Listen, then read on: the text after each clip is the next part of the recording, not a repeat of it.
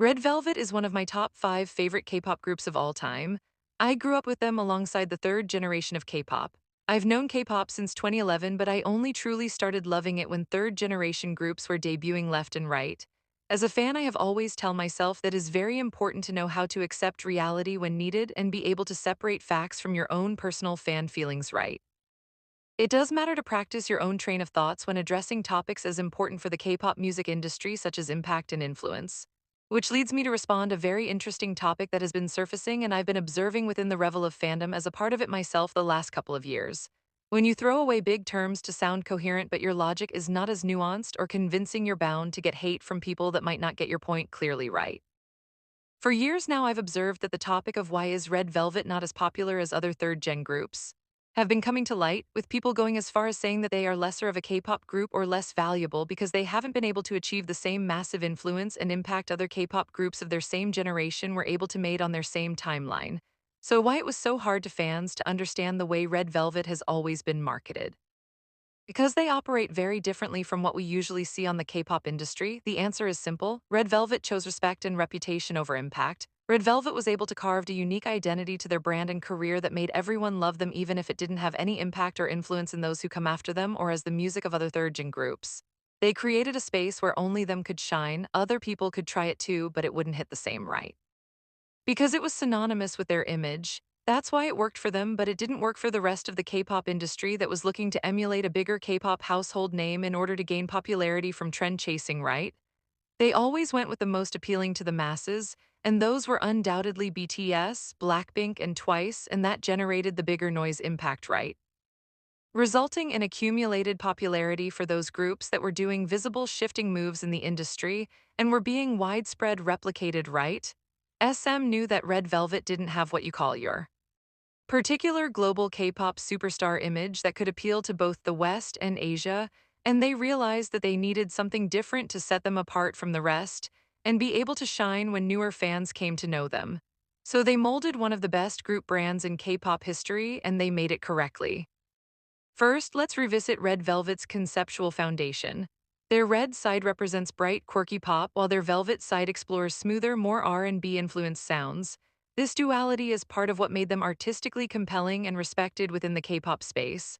But this conceptual duality, shifting between different styles and reinventing oneself, is not new to music. Western pop icons like Christina Aguilera, Lady Gaga, Madonna, and Katy Perry have long used stylistic transformation and unpredictability as a way to stand out and be seen as true artists. Red Velvet adapted this approach within K-pop and made it their signature space, a space that hasn't really been imitated, not because it's too impactful, but because it never sparked a major trend. In fact, despite their artistic value, no major fourth-generation group or soloist has actively followed or modeled their concept or music style. Their influence remains admired, but isolated, respected, but not replicated. Them adopting this very well-known strategy Western artists often tackle gave them a space to build their own lane on an industry filled with giants. But by doing this, they also catered to the public's personal view of them, which is so important to do as artists. Because at the end of day is the public and the strong foundation you are able to set with your fans that will give you continued success. Because Red Velvet, despite not being very influential with their songs and brand, are still very successful. They're not a small group by any means, and they have broken many records. They have big numbers, sales, chart placements, and they are one of the bigger names in the K-pop industry. Their influence is there, but it wasn't enough and is sufficient for them to compete with other third-gen groups when K-pop expanded globally. They simply were shattered under most of them, and that was so sad to witness. And that had a lot to do with the fact that they didn't have the same decade-defining events. Comebacks and songs that marked and changed the K-pop industry world with big impact like BTS's breakthrough on the USA, Blackpink's impactful comebacks, twice conquering the whole Asia continent with the TT pose. They were simply there as the B-side group to listen to, as a group with excellent music and visual brand that you would only enjoy for a part-time, and that introduction was the worst decision Revelov's ever made as a fandom. When K-pop became this global phenomenon, instead of introducing Red Velvet with the same stature and importance, they were kinda minimizing other groups in order to people like and stan Red Velvet like, hey, I know they are the popular group, but Red Velvet has so much more to offer. Newer fans perceived this as malicious from their part, and that made their popularity decline very, very much. because of instead bringing the group's amazing and diverse discography and their vocals as a reason on why to stan them. They decided to give passive-aggressive comments of other groups to get people into liking Red Velvet, and they got away with it. And yes, that did happen. I can confirm it as I myself was very present during that period in the fandom. This was actually one of the most sneaky and genius tactics a fandom has ever executed, but they were able to do it because they had a reputation of not being toxic, of being the good, calm, and collective fandom community. Of being a fandom that mostly never had problems with other fandoms and were labeled as unproblematic. Take Blackpink's Jisoo stans for example, they were able to do the same, they were able to throw others under the bus. To throw the stones and hide their hands cause nobody was going to blame them cause in people's eyes they were the most unproblematic and non-toxic within Blackpink's solo stans. Well, but that's a conversation for another day lol. But to continue, I think there were a lot of other things that combined with this contributed to Red Velvet being unappreciated. One of them being the fact that most fandoms would constantly leave their name behind whenever a conversation of the list of the biggest third-generation K-pop groups would pop up, due to them not being as loud and present as other groups. Not being in the mood, in the vibe that most groups were when K-pop exploded in global popularity. They were releasing music in their own pace and didn't rely on focusing of achieving impact. They were making good sales and numbers due to their strong and loyal fan base, and they let the music speak for itself. So whenever a new fan comes up, they would care about the music and think, oh wow, this group is really a step up of the K-pop genre, and that earned them their respect, and this method worked for them. SM was marketing them as the place of K-pop where it gets better. And they backed it up constantly, proving it with Red Velvet's amazing discography. They didn't strike for something bigger like, for example, BTS's Momentum.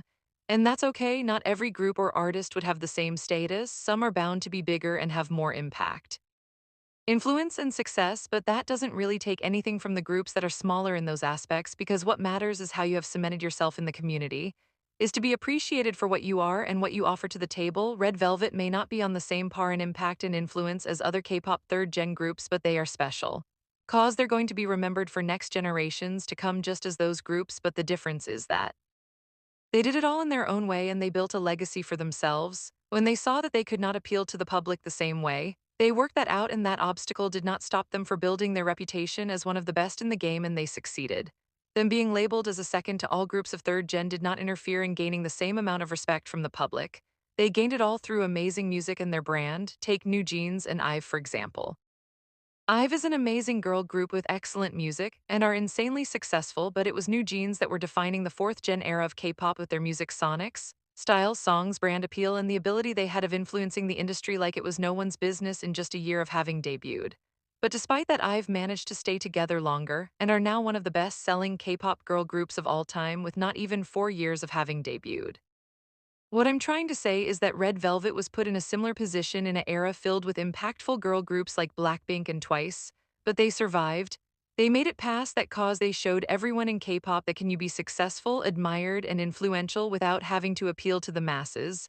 Yes, their influence may be smaller, but the admiration and respect everyone has for them is off the roof, girl, because as much as people like to minimize the importance of the public's respect, we can't deny that they touched people's hearts. They touched a big part of their fans' lives, and that can not be erased. It's a mark in history. Anybody who can do that is a champion in the books. So is Red Velvet being left out and underappreciated in the K-pop community? Are third-gen fans being ungrateful to them?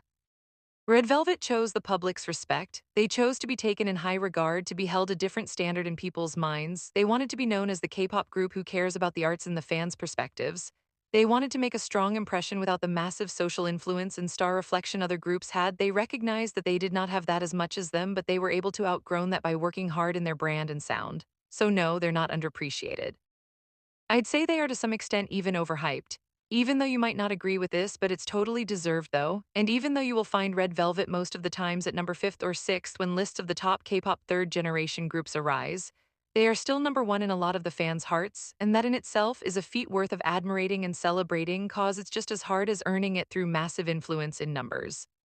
It's obvious that if other groups were able to achieve legend status due to their massive influence, Red Velvet got it by gaining the people's hearts. Respect is priceless. And when you have a special connection with the public, you are here to stay. So to conclude, Red Velvet is not lesser or less valuable than other K-pop third-generation groups just because they didn't have the same influence. They are as valuable as them cause they showed that they are not underdogs, or many of the side groups to listen to when the most successful ones are resting just because most of the times they didn't rank first or dominated an era for a long period of time. It's okay if they didn't, what matters is that in every era since they debuted till now they have been here and we should be grateful for that. They have achieved longevity. They have 11 years in the run, we cannot ask them for more. We cannot thank them enough, so don't worry as a fan, don't start fan wars. Don't force other fandoms to include Red Velvet. They're not doomed, they've proven time and time again that they are here to stay. They have the same position on the K-pop community as the most successful and influential groups have, and they did it all through music even if they were not able to get replicated or influence other companies to do the same, which in itself is kind of a compliment if we look at it with an open mind too. Cause it proves they're one of a kind, even people who admire them think they would not be able to make them justice. Red Velvet is a group that has a space for themselves, and there's nothing wrong with that. They earned that and it worked for them. Actually, people don't realize that achieving a place for yourself takes more time and effort, and is harder if you don't have the huge star reflection fans are looking for. But Red Velvet achieved it by putting excellent music and carving a brand that proved successful for them and their company, and that makes all the fans happy at the same time. They deserve credit for that, so that is the end. Thank you so much for watching. I'd appreciate it you like, comment, and subscribe for more eternal blessings, my darlings.